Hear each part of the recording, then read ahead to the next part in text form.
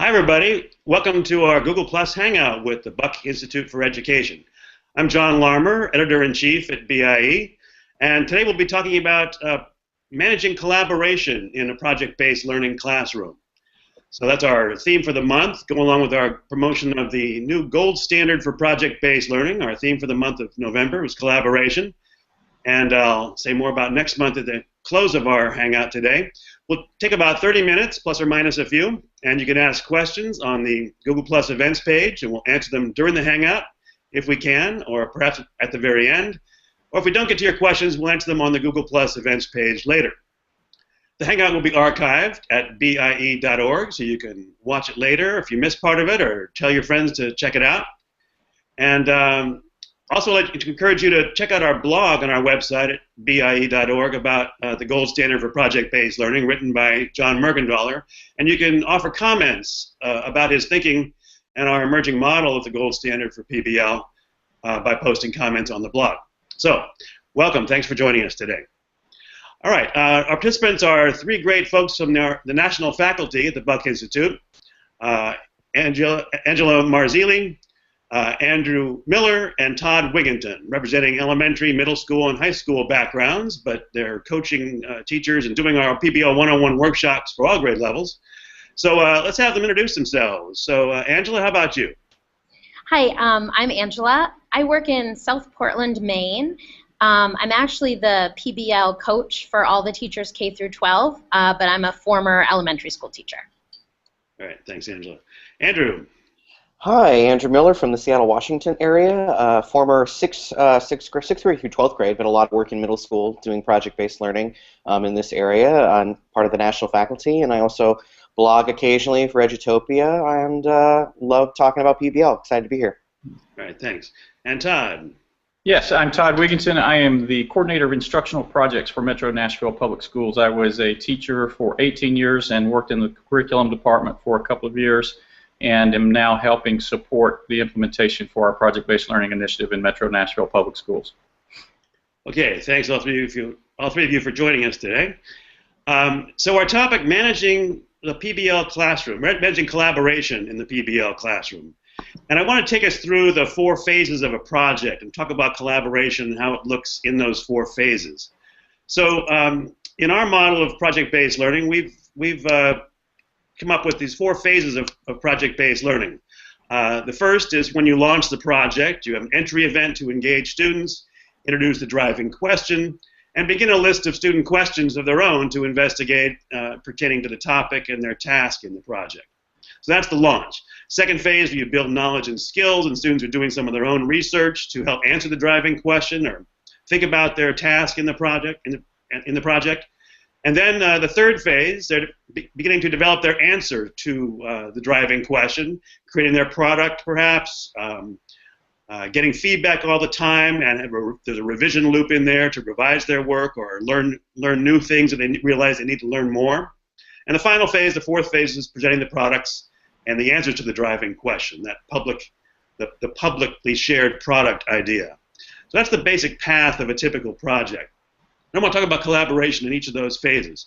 So let me just toss it out to our guests then. So what does student collaboration look like in that first phase, the launch phase? And also if you want to offer any common issues that might come up for teachers and how they can troubleshoot them with their students. So Angela, let's start with you. Okay, so in elementary school, like probably in all the other grade levels, when we're launching the project, we also share the collaboration rubric, first of all.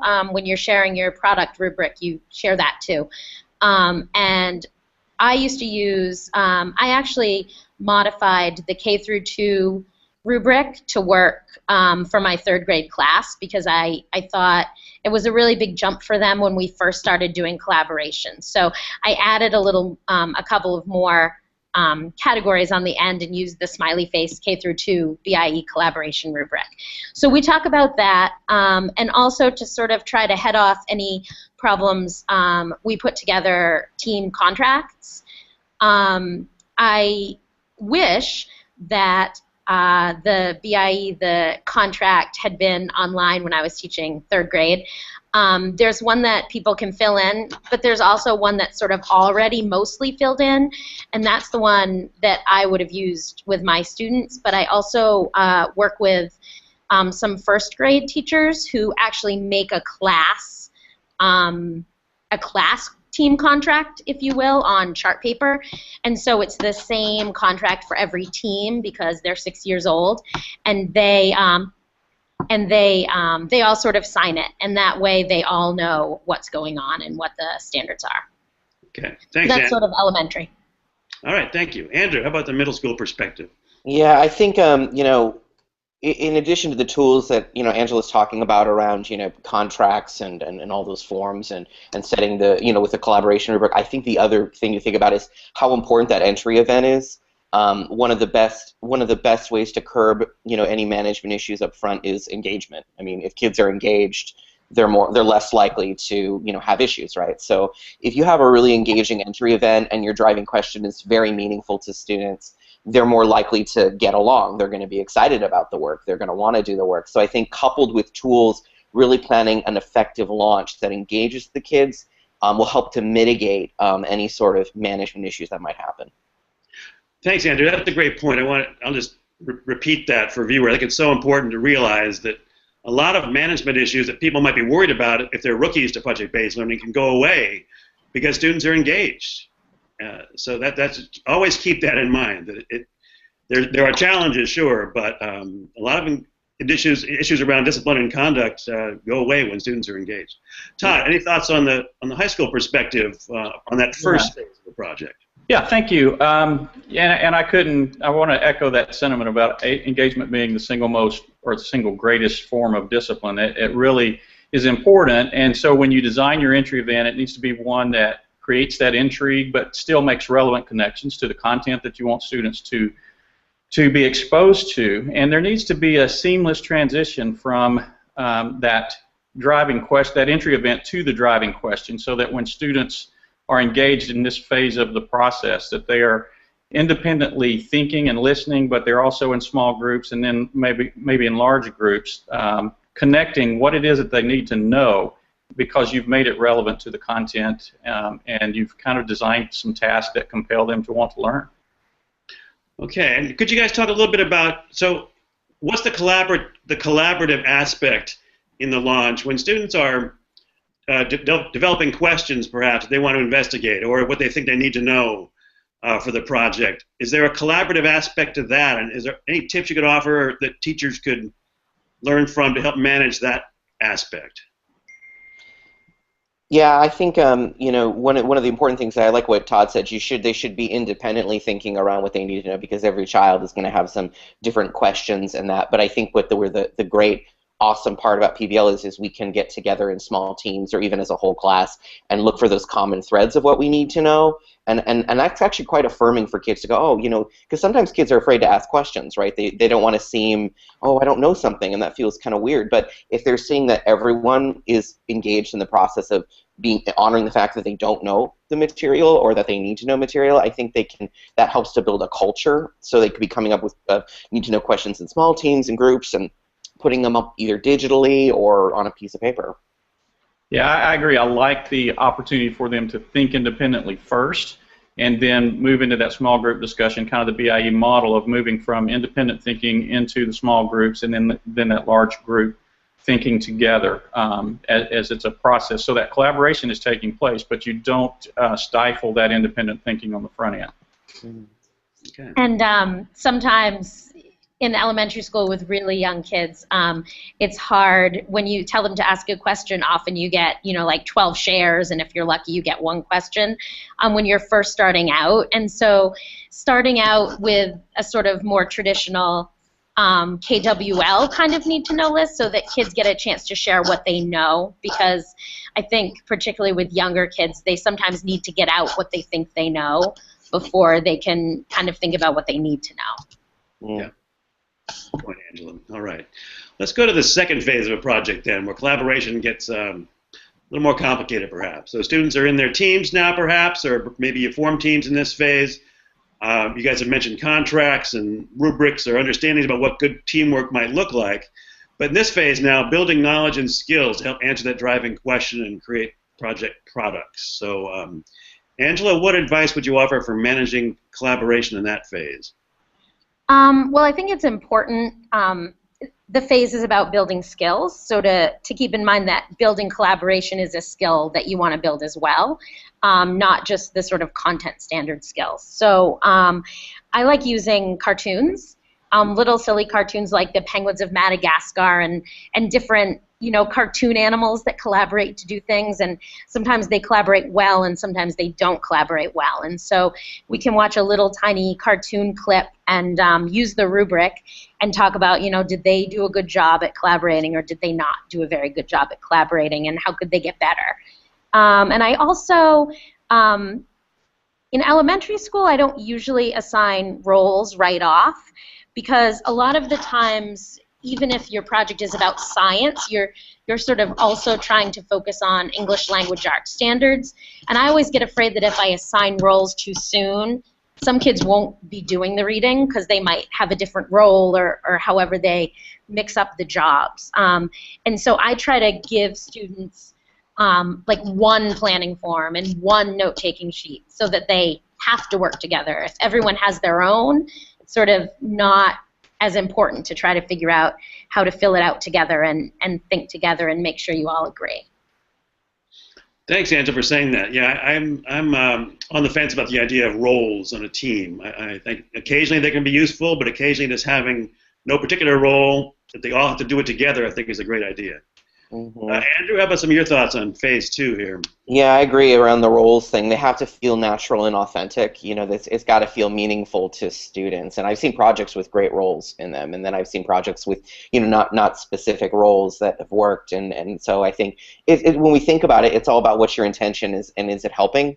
I think the other thing, just to build on what Angela was saying around scaffolding the skills, that's something we don't always think about as teachers going into project-based learning. It was my biggest area of improvement in learning because I was really good at scaffolding the content, but then somebody told me, well, now you need to scaffold collaboration. And I'm like, how do I do that? And so I think, and also to add what Angela was saying, like she introduces that rubric. Grab that rubric, use it at the beginning, and you can look through those quality indicators of collaboration and then think about what sort of scaffolding can I provide that would work on that very specific set of skills. So if it's coming to consensus, for example, could you do some sort of low stakes activity that would build upon the skill that then they would use in the context of the project? Like for one thing I like to do is I think, and I really like what Angela was saying around, it's fun and low stakes, but also examples and non-examples, like showing kids this is a good way of doing it, but then showing like this is not a good way. And because kids like to look at that, especially at the middle school, they love to just kind of hack things apart and be like, well, that was bad and this is not good, and showing them that and having that discussion that, yeah, why wasn't it good? We better make sure that we don't do that, right? Like, so show them, for example, I showed them excerpts from Celebrity Apprentice, right, where they're just messing it up. And they were like, what are they doing? And it was a funny but also very informative discussion that we reflected upon.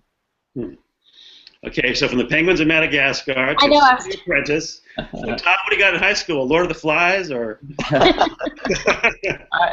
Well, this is a time. This is really the time when their learning process is taking place. So a lot of times I see teachers who are struggling to relinquish that control to the kids.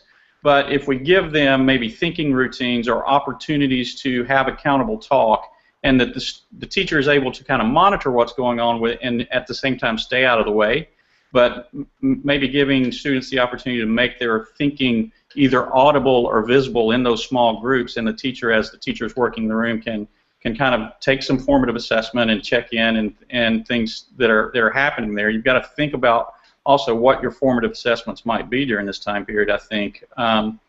And if you do have roles, this might be a good time to let them collaborate not only with their team, but maybe outside their team with other students who have a similar role, so that you can build that collaboration beyond just that team.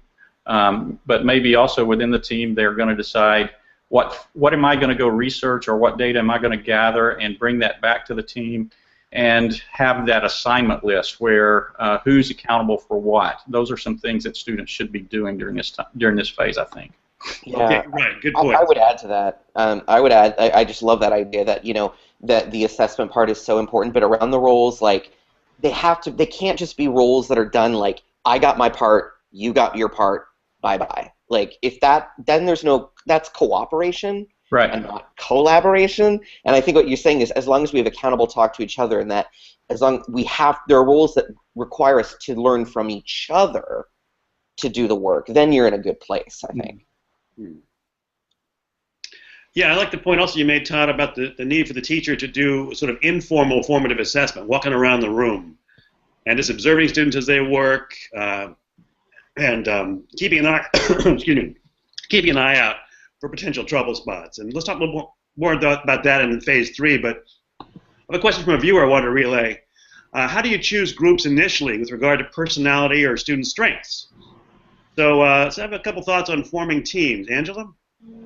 You know, I have had, gosh, I'm just thinking back. I have had some teams that I agonized over that worked really well, and I've had some teams that I've agonized over that have worked really not well. And so I guess I try to balance things according to what I'm trying to get out of it.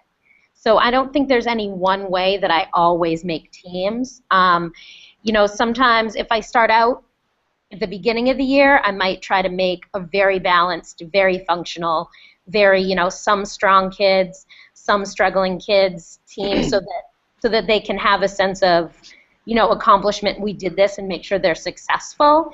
But then as the year goes on and students get more experienced collaborating, I might mix it up. One thing that I do a lot is take all of the kids in the class that are leaders and make a team of leaders to try to give the other students, you know, who could be leaders, a chance to try that, but also give the kids who are usually leaders a chance to learn how to not be the leader, because I think that's a really important skill. So, I mean, I think as your students get more experience with collaborating, you can make the teams different ways according to what pieces of collaboration you're trying to teach them.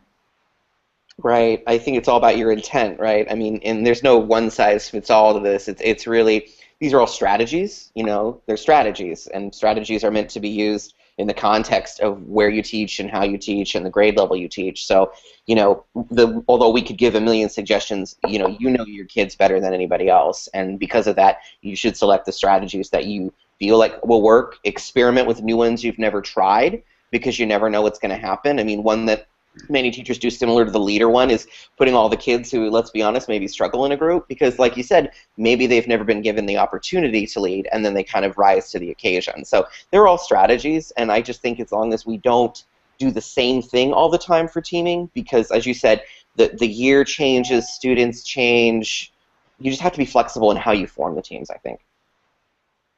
Okay. Yeah, and I would say the other thing is just, you know, as important as how you form the teams is what you've done to set up the structure in the classroom on the front end, and you know, before you launch into teams. And I like the fact that Angela brought up building on the individual students' strengths and knowing or getting to know them, and then Andrew's just saying just try some things, but you should be modeling protocols and norms in your classroom from day one to kind of set that collaborative structure in place, so you're not probably as worried about it by the time you start forming teams as you might be had you not put those structures in place.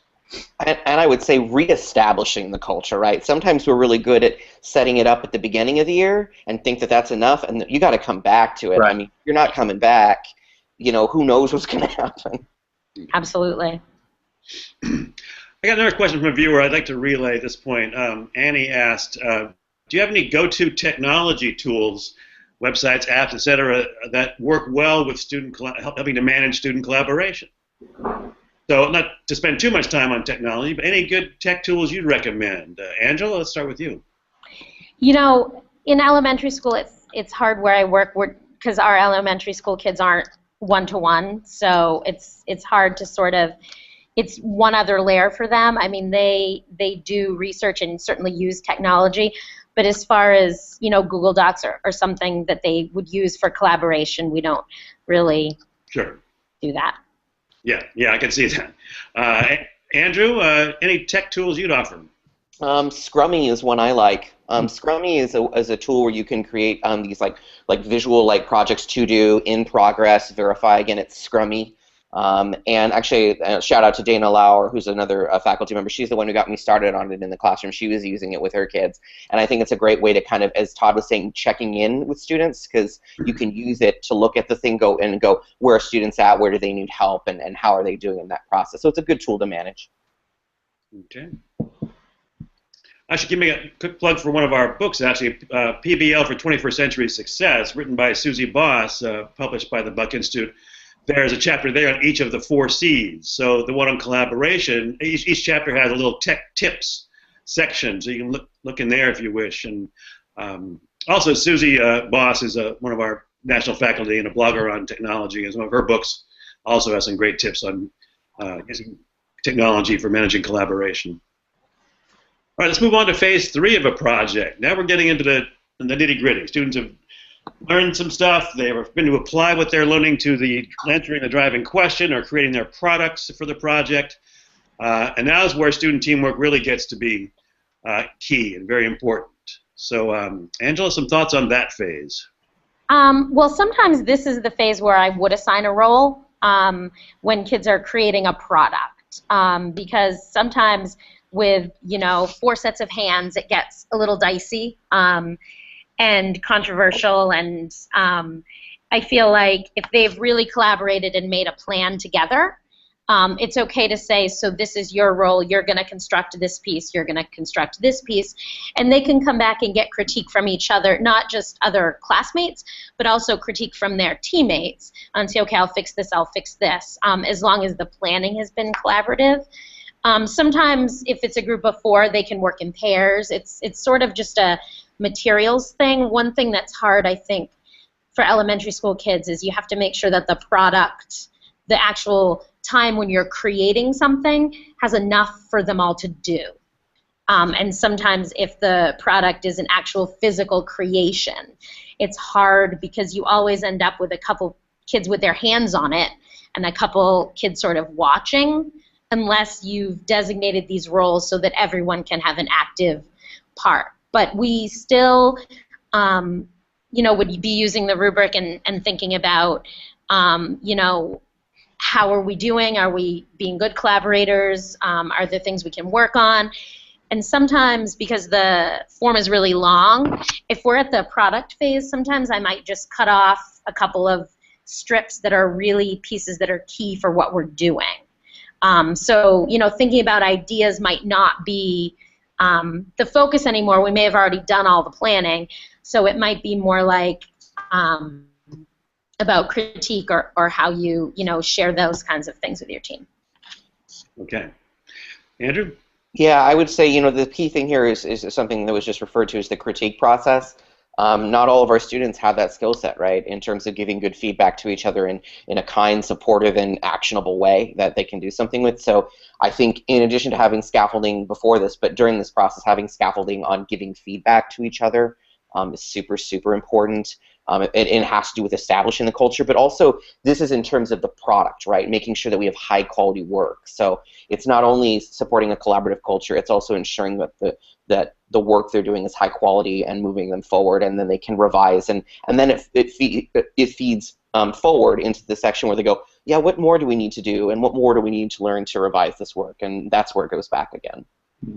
Okay, good points, Andrew. I'm glad you emphasized critique and being able to give feedback and receive feedback and use it. That's some of these people don't think about that. That's really a collaboration skill. Mm-hmm. It's a good thing to do when you're a member of a team. And that culture of high-quality work, the team is committed to producing high-quality work, that everyone kind of internalizes the standards and really wants to do high-quality work and pushes each other in a collaborative way toward that high-quality product. Todd, some more thoughts on managing collaboration? Sure. This would also be a point where I would want to bring in community involvement or outside experts to serve as mentors to give feedback as well. And make sure, though, that your experts understand what you need from them and how they need to help the students make connections to the content that you want them to be uncovering and those kind of things. But in addition to giving that feedback, this is a time where they can get feedback from not just you, the teacher, or their peers, but someone who's actually authentically doing work that uses that content in the field. And I would just add that. And really build in time for revision, because they're getting the feedback during this time too. But how have you had them have the opportunity to reflect and then revise? And if you don't build that in, you'll find yourself getting the feedback, but not time to fix the product, so to speak, based on the feedback. Mm-hmm. Excellent point, Todd. It's often overlooked. Can I just kind of, Todd makes a really good point, and I think in letting your experts sort of know what you need from them, particularly with elementary school students, it's very easy to have adults come in and sort of, it's hard to let them struggle, I think. I think it's hard for adults to let any age kid struggle, but I think it's really hard to let a 6-year-old sort of struggle with collaboration or struggle with fixing a product. And I think it's really important, like Todd was saying, to be clear about, you know, what level of help you're looking for. And you're not necessarily looking for you to solve their problems, but how can you help them figure out, you know, if you give a critique, how can you help them figure out how to make something better instead of just sort of making it better for them? Yeah, teaching them how to ask the right questions instead of just give the right answers. Yeah. Right. Here's a good question from one of our viewers. Walter asks, what are some of the biggest errors teachers make when they try and manage student collaboration? So that's a good one. So think about some of the little pitfalls and how you might avoid them. Anybody want to jump in on that one? I think one that I remember messing up with when I first started is the formative assessment piece. You've got to have consistent, ongoing formative assessments, and that, you know, every day you need to be checking in. I mean, frequently in the day. If you're a great teacher, you know where your kids are at, but you have to have systems in place, both in terms of the team formative assessments and the individual formative assessments, right? Because one of the concerns is, as students are working in teams, is every child, you know, are they learning the right skills as they work in that team? Well, the only way you're going to know is if you're checking in. And I think one of the things I didn't do well in my first project, as I reflected, you know, back to it, first projects, was I wasn't checking in enough. So it's okay to check in. You feel like, no, I'll just let them go. Well, yes, but at the same time, you should be assessing where they're at. So I think just remember to formatively assess, you know, consistently. Right. So you're saying, Andrew, that an error a teacher might make is just to let students go a little too long, perhaps, and they're doing fine. Then you realize that half the groups are dysfunctional. Right. Products aren't very good. Team members are angry with each other or checked out of the process. Okay. Todd or Angela, you have thoughts on that one? Yeah, I think to go along with that, one mistake that I really made in the beginning is, even though I thought that I considered, you know, collaboration or whatever 21st century competency I was focusing on, I thought I considered it as important as the content, but when it came down to it, I really, really quickly sacrificed learning to be a better collaborator if I was starting to run out of time. And so I think that one pitfall is not spending enough time really teaching kids to be good collaborators, because that's part of the point. And when you're crunched for time, it's easy to sort of skip it, but it's really, really important. Okay, good point, Angela. Todd, any thoughts on the biggest errors teachers might make in managing collaboration? Well, I really like where Andrew went with constantly checking in with more. And at the high school level, I know some teachers who actually have their students go off-site to do collaboration, or they go off-site to do presentations to public audience. So you've got to have that level of trust with them, but you do have to have that level of accountability as well. And so my wife actually had students recently choose the audience that they wanted to present their findings to, and some of them went from the high school to middle school, some of them went to other stakeholders, some of them actually went into medical facilities to do some things, everything went very smoothly, but she did, you know, need to make sure they were where they were supposed to be and those kind of things too. So it's not just a collaborative process, it's the end of the process where you've got to be checking in on them as well. There's a level of trust, but there's a level of accountability as well. Yeah, trust but verify, as Ronald Reagan famously said. Yeah. Okay. Well, getting toward the end of the half hour, but I don't want to rush it. So let's think about the last phase of a project, the fourth phase, when students have are making their products public, presentations perhaps, or some other sharing with an audience of their work in the project. And of course, the final reflecting and looking back on what they've learned in the project as well happens in this phase. So any thoughts on managing student collaboration in that phase? I'll start again with Angela and go to Andrew and then Todd. Well, I mean, there certainly needs to be that reflection piece. I've always had students sort of reflect on how they collaborate themselves and how their team sort of worked together. I've been fairly wary of having elementary school students sort of score teammates individually, just because I think that's hard. But scoring yourself and then scoring your team as a whole, kind of as a reflection, are things that I've done. And as far as the presentation, I think that it can be tricky sometimes to make sure that everyone has a role in the presentation, because you're always going to have, you know, a student who's much more comfortable in front of people than others. And again, I mean, I know I keep talking about the rubric, but it's the language that we use, right? And so just being able to use that and saying, you know, let's think about, I noticed from your practice presentation that one of you seems to be talking 98% of the time. Is that reflective of, you know, how much work you each put into this product and this project, and how can we, you know, how can you guys work together to figure out how your presentation can reflect the fact that you all work together on this. Okay. I like that way of coaching students to see the need to share the presentation load. Yeah, that's good. Andrew? Yeah, I think the other thing, the reflection piece is so key, and I think setting goals for your next project, right? If you're noticing personally or individually that, you know, I need to work on giving feedback to my peers. It's something that I need to work on, or, you know, and setting, you know, SMART goals, you know, and then when you do another project, and that might be, you know, soon, or that might be a little ways out there, you can return those goals and say, so we're going to continue our work on collaboration. We're going to get better at this. What do you want to work on this next project? I think is super important. And then I think also sometimes we think when they present the product, like that's it, like that's the end of the project, but it could be the jumping point to a little bit more collaboration and a little bit more work, because when they present those products and it's an audience member or community members, they should be asking great questions to probe students' thinking and get some, and those kids might go, wow, you know, I actually need to make a few more changes before I'm done. And so it can actually lead to some more collaboration. But at some point, right, we've got to close up the shop and finish the project. But I think that not just saying to yourself, oh, it's done, you might actually be cutting yourself short and get for some really good collaborative work. Okay. Todd? Yeah, this is a time during and prior to and prepping for the presentation, team members should come to a consensus, so they're collaborating on maybe what information they're going to present or what visuals. And Angela mentioned that some of them might be better at the public speaking, but it is important that they all have a role. And maybe if their role is not so much front and center, that they could be available for a Q&A with the teacher afterwards, everyone on their role and those kind of things.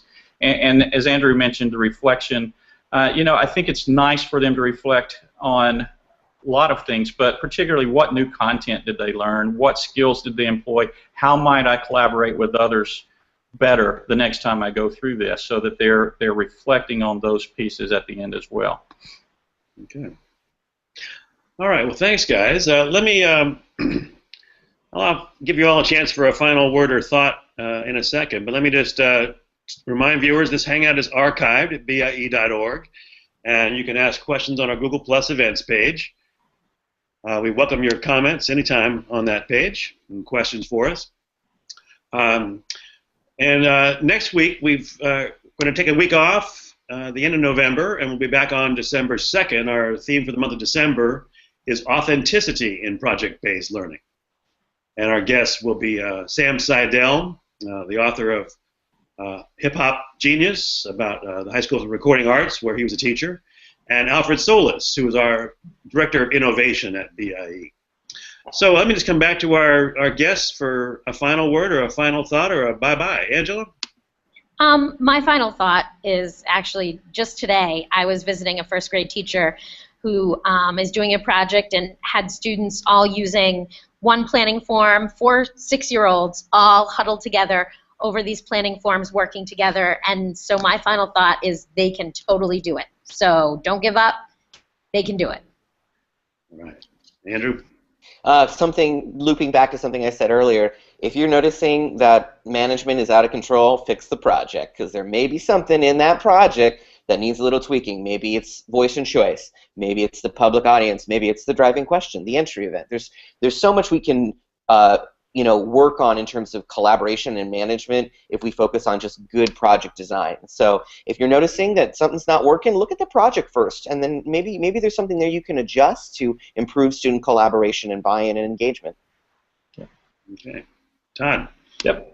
Well, just the reality of that successful people collaborate, and giving students the opportunity to do that and manage that process is just really important. We do that. I collaborated with people in preparation for today, and so I just think it's important that we give students the opportunity to collaborate and with the structures in place. All right. Thanks, Todd. Excellent closing point. Nice collaborating with the three of you today. So thanks, everyone, for joining us, and we'll see you in 2 weeks, same time, Tuesday at noon Pacific time, on the topic of authenticity with Sam Seidel and Alfred Soltz. Thanks a lot. Bye-bye. Bye-bye. Bye.